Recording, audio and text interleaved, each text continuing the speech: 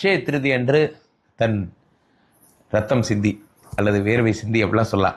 நகை வாங்குறதுக்காக ஏதோ ஒன்று அப்புறம் பார்த்துலாம் விடு, வாடகை அப்புறம் கட்டிக்கலாம், ஹவுஸ் ஓனர் 2 திட்டு வாங்கிக்கலாம் விடு அப்படின்னு நினைக்கிற ஒவ்வொரு ஆண்களுக்கும் மீனராசிக்காரர்கள் என்ன நகை எடுக்கலாம், எது சிறப்பு என்பதை நாம் பார்க்கிறோம்.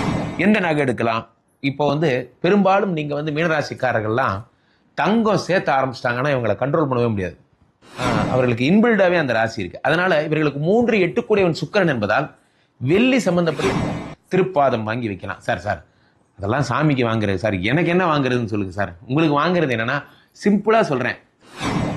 உலகெங்கிலும் இருக்கும் ஆன்மீக பரிகார நேயர்கள் அனைவருக்கும் வணக்கம். நான் உங்கள் ராம்ஜி. அட்சய திருதியை வரப்போகிறது நண்பர்களே. இந்த அட்சய திருதியில ஒரு முக்கியமான விஷயம் என்ன அப்படின்னா, எல்லாருடைய மனைவியும் குழந்தைகளும் நகை வேணும்னு ஆசைப்பட்டிருப்பாங்க. நிறைய பேர் இதுக்கெல்லாம் ஓவர் டைம்லாம் பார்த்து ரெடி பண்ணி எப்படியாவது நெற்றி வேர்வை நிலத்தில் சிந்த அந்த 1 கிராம் 2 கிராம் இந்த மிடில் கிளாஸ் மக்களோட சந்தோஷம் நான் எப்பொழுதுமே அதை கண்டு வியப்பேன். ஏனென்றால் நான் எளிய மக்கள் கலைஞனாக இருக்கவே விருப்பப்படுகிறேன். அவங்களோடு பிரயாணிப்பவன், உங்கள் உணர்வுகளோடு பிரயாணிப்பவன். பெரிய பணக்காரங்களுக்கு ஒன்றும் கவலை இல்லை சார். அவங்களும் ஒரு ஆந்தி வேலை போயிட்டு நகை வாங்கிட்டு போவாங்க, அதை பற்றி விடுங்க. குழந்தை ஆசைப்பட்டான்னு வாங்குறது ஒரு கான்செப்ட் இருக்கு பார்த்தீங்களா, அதுதான் பெரிய விஷயம். மனைவி ஆசைப்பட்டான்னு ஒரு கான்செப்ட், அதெல்லாம் பெரிய விஷயம். அவ்வகையில் இந்த அட்சய திருதி அன்று தன் ரத்தம் சிந்தி அல்லது வேர்வை சிந்தி அப்படிலாம் சொல்லலாம். நகை வாங்குறதுக்காக ஏதோ ஒன்று அப்புறம் பார்த்துலாம் விடு, வாடகை அப்புறம் கட்டிக்கலாம், ஹவுஸ் ஓனர் 2 திட்டு வாங்கிக்கலாம் விடு அப்படின்னு நினைக்கிற ஒவ்வொரு ஆண்களுக்கும் சமர்ப்பணம். இதோட இந்த அட்சய திருதி பதிவு முடியுதுங்கிறதுனால கனத்த இதயத்துடன் விடைபெறுகிறேன்.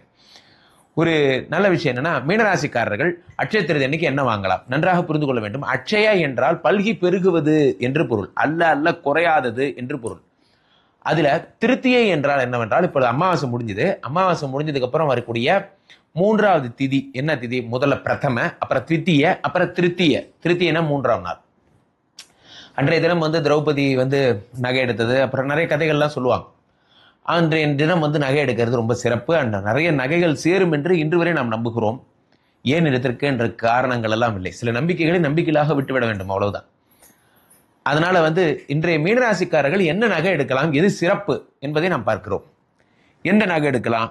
இப்போ பெரும்பாலும் நீங்க மீனராசிக்காரர்கள்லாம் தங்கம் சேர்த்த ஆரம்பிச்சிட்டாங்கன்னா இவங்களை கண்ட்ரோல் பண்ணவே முடியாது.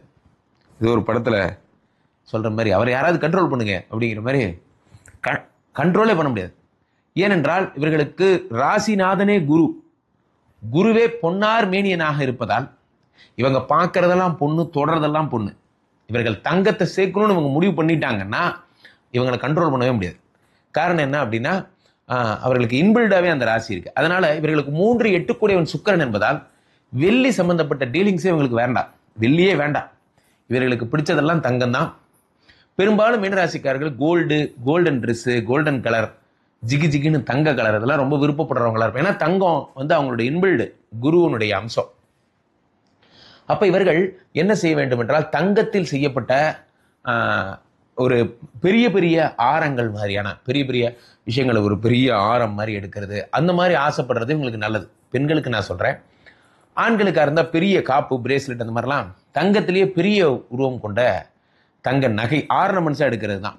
பெரும்பாலும் என்ன சொல்லுவாங்கன்னா, குபேர நிதி, சங்க நிதி, பத்ம நிதினு சொல்லக்கூடியது தான் குபேர நிதினு சொல்லுவாங்க.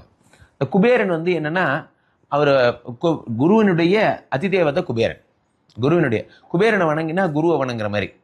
சார், நம்ம வண்டலூர் பக்கத்தில் இருக்கு அந்த கோயில், சென்னையில் இருக்கு குபேரன் கோயில். மற்ற இடத்துல எங்க இருக்குன்னு எனக்கு தெரியாது. நான் போற வழியில நான் காஞ்சிபுரம் சைடு கூட பார்த்துருக்கேன்.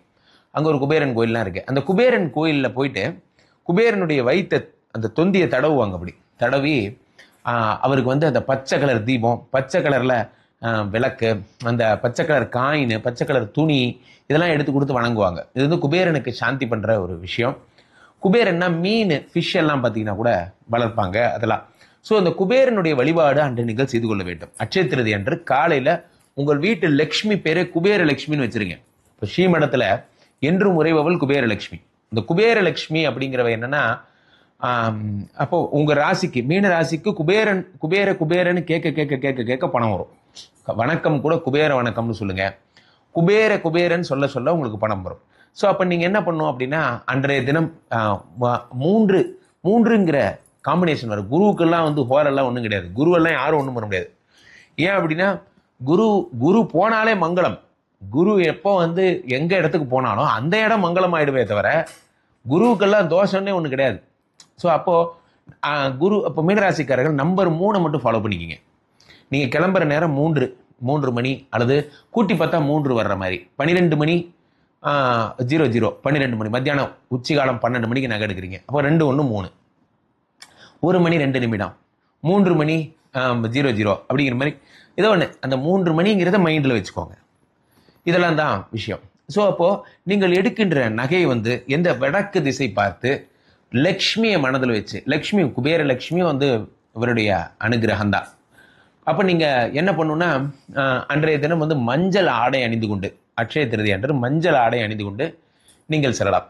வேற என்னெல்லாம் குபேரன் சம்பந்தப்பட்ட விஷயங்கள் வாங்கலாம், மீனம் சம்பந்தப்பட்ட குரு சம்பந்தப்பட்ட விஷயங்கள் வாங்கலாம்னா படிப்பு புத்தகங்கள் வாங்கலாம். இப்போ அட்சய திருதி அன்னைக்கு நீங்கள் எது ஒரு வேத புத்தகம் உங்களுடைய மத நூல்கள் ஏதாவது இருந்ததுன்னா அந்த மத நூல்களை வாங்கி பெரிய அழகான இப்போ பகவத்கீதா, இது மகாபாரதம், ராமாயணம் அதெல்லாம் பார்த்தீங்கன்னா நல்ல ஒரு கோல்டன் பேப்பரில் ஒரு பெரிய புக்காக இருக்கும். இது நிறைய பேர் சொல்லாத தகவல் நான் சொல்கிறேன்.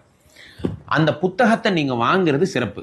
ஏனைய மதத்தினராக இருந்தாலும், நான் அட்சய திருதியை நாங்களும் கொண்டாடுவோம், எங்களுக்கு அது மேலே நம்பிக்கை இருக்குன்னு நினச்சாலும் உங்களுடைய புனித நூல்களை அன்னைக்கு வாங்கணும். ஏன்னா எல்லா புனித நூலும் குருவாக கருதப்படுகிறது. நமக்கு குருவாக இருந்து வழிநடத்துவது எது? இறை அருள் பெற்றவர்களுடைய வார்த்தைகள், இறை அருள் பெற்றவர்கள் சொல்லிய கருத்துக்கள் தான் நம்ம குருவாக நின்று வெளியிடுது. அப்போ குரு சம்பந்தப்பட்ட விஷயங்கள், மற்றவர்கள் யாராவது இருந்தால் அந்த குருவோட போட்டோ வச்சு வணங்குறது, அவருடைய பாதுகைகள் வாங்குவது, குருவனுடைய பாதுகைகள், அதாவது வந்து ஆச்சாரியருடைய பாதுகை, அதெல்லாம் நீங்க வெள்ளியில வாங்குறது, இதெல்லாம் சிறப்பு. அட்சய திருதி அன்னைக்கு திருப்பாதம் வாங்கி வைக்கலாம். சார் அதெல்லாம் சாமிக்கு வாங்குறது சார், எனக்கு என்ன வாங்குறதுன்னு சொல்லுங்க சார். உங்களுக்கு வாங்குறது என்னன்னா, சிம்பிளா சொல்றேன், செம்பு குரு தான், சாட்சாத் செம்பு குரு தான், மனதை அடக்குகின்ற செம்பு. இந்த செம்புல என்ன பண்ணுங்க, ராகவேந்திரரோ ரமண மகரிஷியோ இந்த மாதிரிலாம் புகழ்பெற்ற மகரிஷிகள் இருக்காங்க இல்லையா, ராமானுஜரோ, அவர்களுடைய படம் போட்ட அந்த ரவுண்டா இருக்கும், நடுவில் அந்த இது இருக்கும், செம்புல வந்து ஒரு காப்பு இருக்கும், சிம்பிள், ரொம்ப காசே கிடையாது, 50-100 ரூபா இருக்கும், அவ்வளோதான். அதை வாங்கி போட்டுக்கிறது அட்சய திருதியில் நகை வாங்குறதுக்கு சமம். என்னால் ஒன்றும் முடியல சார், என் கையில் 100 ரூபா தான் இருக்கு, கவலையப்பட வேண்டாம், நீங்கள் இந்த செம்பு வாங்கி போட்டுக்கோங்க, அதே சிறப்பு. அதே மாதிரி நீங்கள் மோதிரங்கள், செம்பு மோதிரங்கள் அதெல்லாம் போட்டுக்கிறது உங்களுக்கு மிகவும் சிறப்பு.